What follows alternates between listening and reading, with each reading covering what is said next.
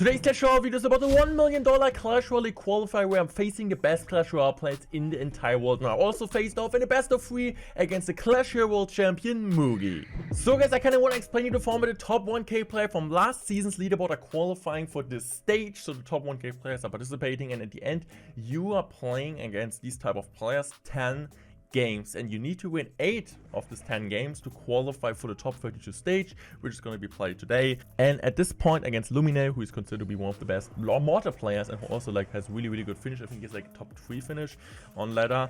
Yeah, I'm currently 6-0, so I need to win 2 more games to secure my qualification and qualify there. So I'm playing against Luminaire. All the decks I'm playing today are really great in Clash Royale. Of course, it's all about money involved and also the qualification for the Clash Royale League World Finals. So there's no real reason to play a bad deck. And also at the same time, maybe you guys are like kind of wondering, are evolutions allowed? Yes, all of the evolutions are allowed. Even it's kind of bad, to be fair, because it's a bit pay to win. So we're just gonna go for the defense here. We're playing a really interesting Mortar deck, of course. If the Mortar evolution makes sense, why not? We don't have like any other card in there. And he plays a Bridger deck, which is really good. I really love this one. And now I'm just gonna go for the Mortar here. And I think right now, yeah, I could have used the ability here, but it was kind of obvious that he just decides to go in for the Rage there. A bit unfortunate that his bandit wasn't walking on top of the Queen or like on the way to the Mortar. She was dashing, so I couldn't protect my Mortar there. Would have been really nice. We still got one Reiner shot. I mean, we're still a bit down, but overall it's okay since we also activated King Tower. So he just decides to go in for this at the bridge, and I'm just gonna go guards here. That's a bit annoying, not gonna lie.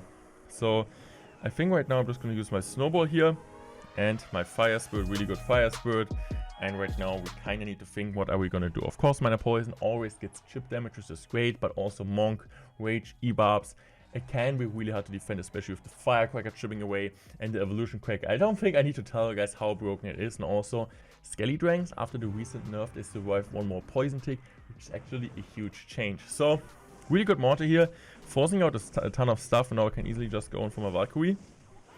And also right now, I can be a bit more aggressive, so I'm just going to go now for my Miner Guards here. Really good Miner, will get a decent amount of chip damage. He needs to go in for his Rage here, and also with his Evolution Barbarians. And not with his Evolution Barbarians, with his E-Barbs. And I'm just going to decide to go in for my Evo Mortar here. And kind of want to protect it because, of course, I know how much value this card can get. So now I'm just going to decide to go for another Mortar. I'm just going to go for guards here. Kind of trying to protect this stuff, but didn't really work out too well. But I think right now I'm just going to go in here for my Poison Spell. I mean, I didn't really hit the poison perfectly, but I still know the Firecracker will die, which is for me the most important thing. And now we're just going to go decide to play his Battlefield at the bridge. We're just going to play a Mortar like that, because the Mortar on the left side will kite the Battlefield, but at the same time makes pressure on the tower we're going for. At the same time also he doesn't get like any cracker value. Let's go cycle Firecracker here. Now I'm just going to go in for my Valkyrie. I think I'm just going to go side Poison earlier because Skate Ranks plus Battle Ram really annoying, especially when my Queen is out of hand, which she is.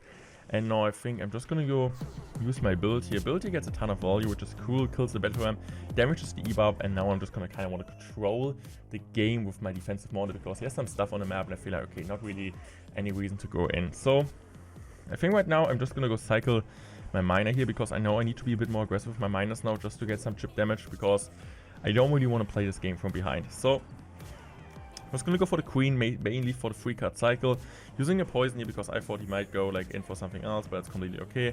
Now I'm just going to go in here for my Valkyrie in front of this, and I think he decides to go in now. So I'm basically just going to go in for my Mortar here, distract this, and I think right now I'm also going to play my Fire Spirit here, great Fire Spirit. I'm just going to use my Poison Spell here. That was a really bad Poison Spell. I didn't even like recognize the Poison Spell. What the? I didn't even recognize in the game how bad the Poison Spell was. Okay, I'm like, I don't know. I'm really surprised because I like actually thought after playing this game that I played absolutely great. I still think overall I played this one really great, but the Poison was interesting more than rare. So I'm just gonna use my guards here. Now I'm just gonna use my ability, a great ability. I'm just gonna go for my Valk there. Miner is not gonna get on top. I'm still gonna poison this Bandit because I need to get some damage now with 20 seconds remaining. I'm in small damage advantage. He still has Rage to damage my tower.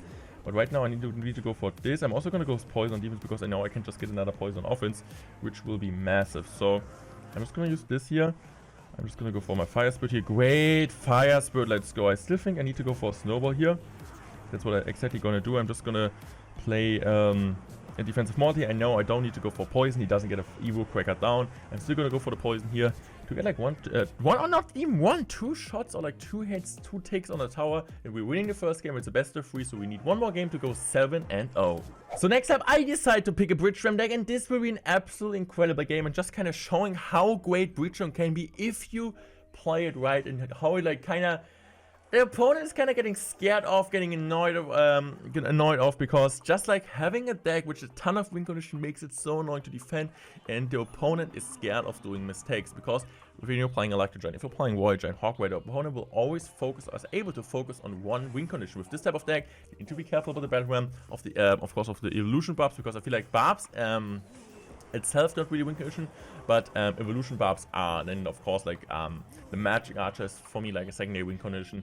Bandit goes off, that can do a ton of pressure here. So I'm just gonna go in here for my battle ram, really aggressive here. Great magic archer, killing the musketeer, of course not too bad. And now look at this, guys. We're a really good situation, because look at the elixir, right? He's gonna force people apply guards. I can just go for the ghost.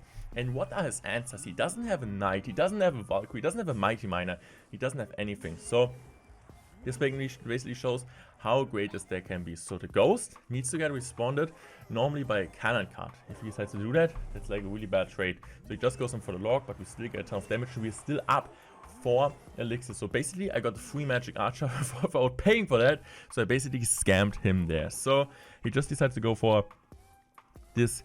On defense, I'm just gonna go battle ram here, battle ram in the back, just like cycling is really great.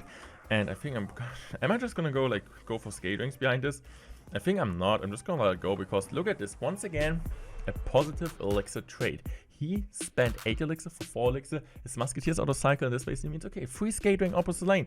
And yes, he's not gonna get one shot, because I can also use a bandit. Bandit also creates counter push. Of course now he's gonna get like great guards, I think, but still skate rings are out of musketeer range, and he still needs to respond to him. I'm just gonna go for this kind of maybe hopefully getting connection, but we don't. But now we need to go spear goblins, and he look at this, guys. He's in so much trouble. He needs to defend the ghost, he needs to defend the battle ram, and so far he couldn't even play once his Royal Hawks, because why is he not able to play his Royal Hawks? If he plays his Royal Hawks once, we're just gonna go barbs and get a huge counter push. So once he now decides to go a bit more aggressive, I can just play my barbs here on defense using my skate ranks high every time he has like minions out of cycle, and not minions, musketeer. Really great rage here, killing this type of stuff. And I think right now we're just gonna go on for our battle ram at the bridge. Battle ram is great. He's forced to play defensive mortar, but really great mortar timing, to be fair, because now the musketeer is the magic art is in tower range and gets targeted instead of the barbarian. So well placed mortar timing. You kind of see that he is a mortar one trick for a reason, but we are doing a great job, and it feels like we are bridge ram one trick after seeing this type of gameplay. Using my heal spirit here, just kind of trying to protect it. Heal spirit, I mean, can be clutch, of course. The opponent is always aware of that, but still can be so strong in some situations. So I think right now, here in this type of situation, I'm just gonna go for bandit. He tries to kind of bait me for like a bridge fight, but we're not gonna fall for that. I'm just gonna go for this evolved barbarians at the bridge, and this is crazy. So I can just now go for the rage here, and also the great thing about the rage is the bandit gets raged up, and also the evolved barbarians getting raged up. This is over. GG's well played, and we need one more game against the Clash Royale World Champion from 2021 Moogie to advance to the top 32 stage. So guys, Moogie is not a bad player. He's a Clash Royale World Champion. I think he got 3rd last year, and I think he got 3rd or 4th. I think he got 4th, to be fair. But he's not too bad, right? He knows how to win games, and we're playing a Lava Hound deck. You ever see me playing Lava Hound? I don't really think you see me playing Lava Hound a lot, but Lava Hound is still a deck I feel comfortable with. Even if you guys don't believe me, it's a deck which I'm like putting work in. I'm putting work there. I'm putting work in Clash Royale still after so much time. Yes, I do. So this is a perfect game of kind of like showing never give up. So honestly, let's talk about the matchup. I would say the matchup is more on his side than on my side, because yes, I got fireball and arrows for firecracker and also the evolve quicker, but my kind of problem is like the cheap cycle, minor goblins, so much pressure, and at the same time the bats get so much value, and especially with the free card cycle, it's so hard for me. Of course, arrows, they're so fast, right? But like fireball is also -1 elixir trade, and every time he's like cycling, so cheap, and it's hard for me to commit this elixir always on the firecracker and on top of the like evolve firecracker. because he's always pressuring with Wall Breaker, with Goblins, with Miners, with Bats, and it's just like so hard to commit this type of stuff. So, as you guys can see, I'm just gonna arrow that here, but he got the Evolved Firecracker back. He's just gonna play it here, and it's so annoying. And especially at the same time, doing all of this and surviving single elixir time is really hard. Like this type of bullshit, it feels like impossible to defend. So, there was like really good scale dranks, to be fair. I think I played it really well there. And he's just gonna go like for that. I can't defend this. I don't have anything. I don't have a zap. I don't have like skeletons in my deck, of course. But that's okay. That's really okay. So, what I'm gonna do now, it's like double X time. We kind of survived here. He still needs to play something on the right side. I think he's gonna do one major mistake now, which is like a small thing, which maybe a ton of people play. And I was kind of surprised because I know Mugi is on the top player, most like top 3 players in the last couple of years. Why is he going Miner and Goblins? Don't really get it, to be fair. He should just Miner alone because it's like a 5 elixir commitment and no pressure available. Warbreaker's out, Mighty Mine out, Miner out. So like his top 3 pressure cards. And now I can just build up here my Inferno Dragon. I'm using now my Miner. My arrows here first. And he's just gonna go for the bomb tower. So I'm just gonna go for this. I'm using, of course, now my bats here just to kill everything. And now I can spam this type of stuff. And now I need to go in for my fireball here. He kind of doesn't know what to do, clearly, because he messed up his cycle. He messed up his cycle and elixir situation. And this is what I know. So right now, I'm just gonna go in here for my barbs in the pocket. And you guys gonna see me once again. The Evolved Barbarians are winning me the game. Not the Evolved Firecracker, not the Evolved Royal Giant. The Evolved Barbarians were the MVP today. And this is the first game. Of course, I still need to win the second game. But we played it really well, also great pre-Inferno Dragon. We're gonna win the first game against Mugi, and now we're going into the second game. And I can tell you guys, this game will be so close. So guys, next game, and I can tell you guys, like the games between me and Mugi are absolutely close. I think like I had a really good win record against him on like major Clash Royale League tournaments. Like in last year's Worlds I won against him. Then in some qualifiers before I won against him. But this year he won twice against me in like the top 32 stage, I think like 2 months ago, which kind of cost me a qualification for the top 8, and he got a golden ticket already. I don't. So I was like kind of having an overall great feeling because I'm always doing pretty well against Mugi. But the recent losses, they were kind of annoying because I think I got also like 0 fought by him. So I lost like 4 games and didn't win anyone. But so let's talk about this matchup. This is a complete mirror matchup besides one simple card. I personally think Ice Spirit is better than Fire Spirit. You can kind of argue that Fire Spirit is better doing against guards, at example, and maybe like to get like more chip damage. But I think in a mirror matchup of Hawk Rider, Ice Spirit always has the advantage. Of course, it's like not the 1-0 matchup for him. But like if you want to talk about like a mirror matchup, I still think it's kind of important to oh, bad snowball by the way. No, perfect snowball. Okay, this is like by the way interesting. I kind of want to close up my point. My point kind of is that Ice Spirit, in my opinion, is better against like Queen, for example, better against like Valkyrie Distraction, of course against Hawk Rider, it's just doing a better job. Ice Spirit plus Hawk Rider kills, Ice Spirit plus Guards kills Hawk Rider without taking any damage. Fire Spirit plus Guards, of course not. So this is now a really interesting play because he decides just to go in for Hawk Rider aggressive, and I don't have any elixirs, so I need to go for Queen now. And my Valkyrie, of course, gets some decent amount of chip damage, but it's not looking too good. But I can just go in for the Fire Spirit here. And he needs to go Valk. And look at this, guys. Look at this, guys. He doesn't have anything in Psyche now. He doesn't have guards. He doesn't have like a spirit.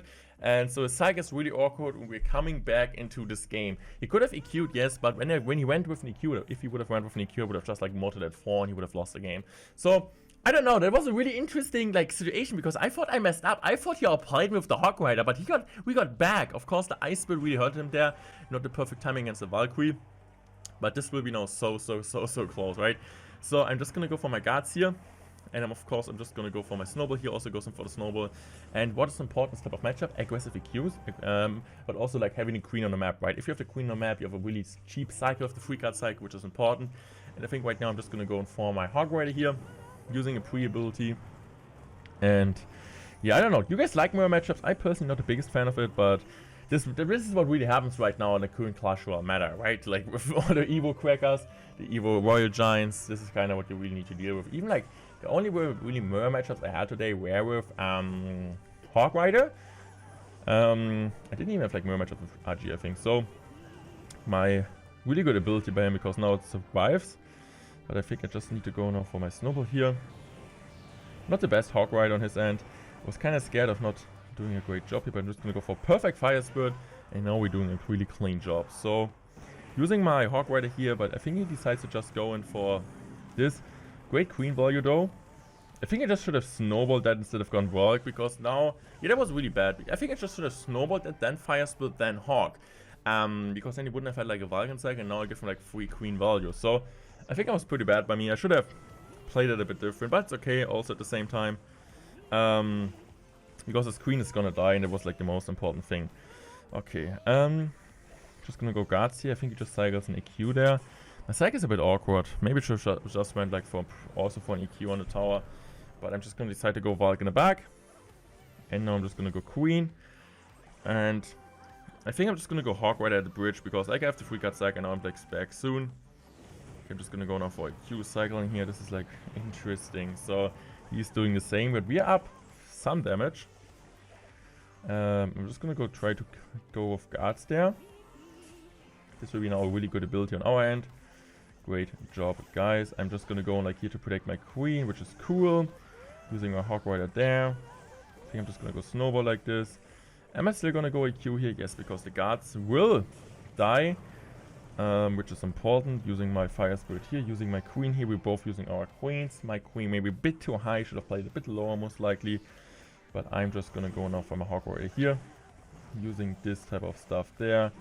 I'm using this. And here I thought I lost. Here I really thought I lost, because like he has so much stuff on the map. He can get like a free Q there. And this is where I thought I lost. But he also has a queen on the map, right? 3-card cycle is activated. So using this.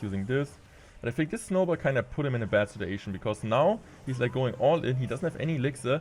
I'm just gonna go for my mortar, for my EQ. By the way, this is a perfect mortar place. When you're low on elixir with the mortar, you cannot play it in a high position. You want to play this position, because when your opponent's like preemptive, like playing the earthquake on top of the mortar, this mortar will be an anti-EQ spot. So this is really smart. Kind of keep this by Mugi, copy this. This is a really smart mortar if you're like really in danger. So I'm just gonna go for the guards here, because I know he still needs to cycle some stuff. I'm just gonna go for a pre-snowball here.